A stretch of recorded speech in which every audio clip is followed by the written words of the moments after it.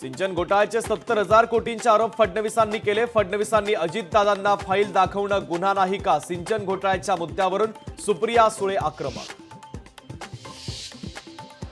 निवडणुकीच्या आधीच आमदारकीची स्वप्न. इंग्लिश येत नसलं तरी मी राज्याचा उपमुख्यमंत्री. अजित पवार यांचा युगेंद्र पवारांना टोला.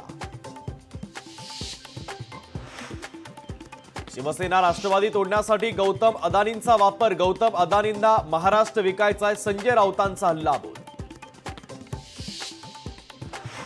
काँग्रेस म्हणजे आधुनिक मुस्लिम लीग तर आदित्य ठाकरे हे ओवेसींकडून हिंदुत्वाचे धडे घेतात. भाजप खासदार तेजस्वी सूर्यांची काँग्रेससह आदित्य ठाकरे यांच्यावर टीका.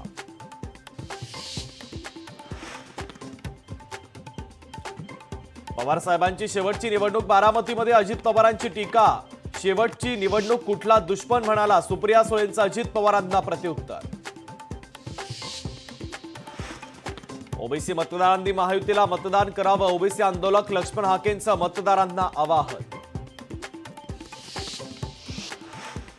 शेतकऱ्यांच्या मतांसाठी भाजपकडून जोरदार फिल्डिंग. वेगवान निर्णय. ऊर्जावान महाराष्ट्र म्हणत भाजपकडून जाहिरातबाजी.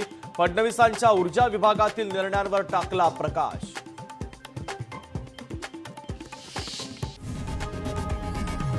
लोकशाही मराठी ऐका, पहा, जागरूक रहा.